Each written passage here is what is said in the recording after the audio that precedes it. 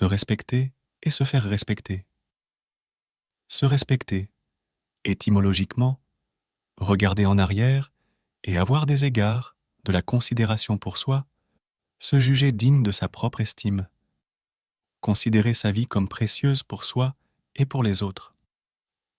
Après la prise de conscience de son corps, la première dimension du respect de soi passe par son entretien, le refus de toute addiction, la pratique d'un sport, le soin de son apparence, l'amour de l'image de soi que renvoient les miroirs et le regard des autres.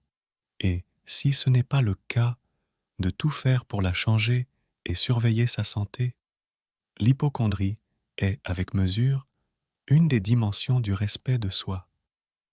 Le respect de soi exige également de se préciser à soi-même ses valeurs, ce qu'on entend par le bien et le mal, et d'en hiérarchiser les diverses formes, de décider ce sur quoi on est prêt ou non à transiger, de distinguer entre l'important et l'accessoire, entre la satisfaction immédiate et l'investissement dans une plénitude de plus long terme.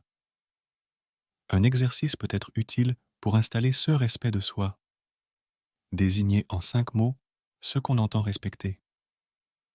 Des vocables tels que propreté, élégance, honnêteté, sincérité, politesse, savoir-vivre.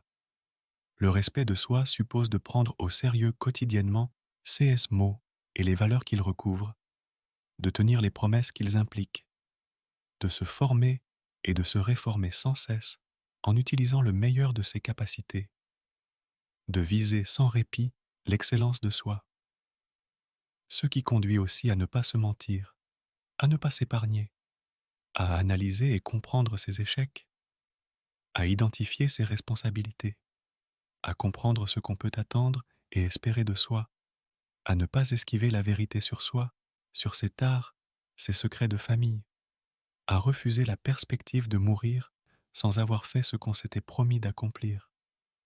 Le respect de soi conduit aussi à écarter la haine de soi, à ne pas se mépriser, à penser qu'il y a nécessairement en soi quelque chose qui mérite d'être mis en valeur, que rien n'est perdu, qu'on a droit, comme tout un chacun, à une belle et bonne vie, à du beau et bon temps.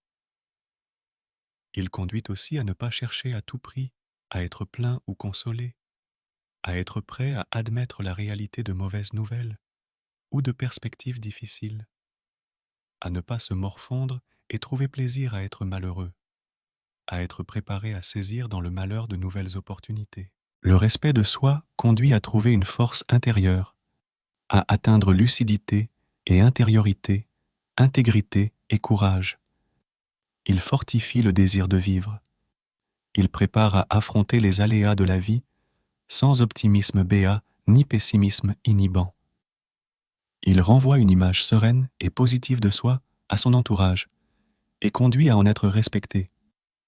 De fait, comment espérer être respecté d'autrui si on ne se respecte pas soi-même?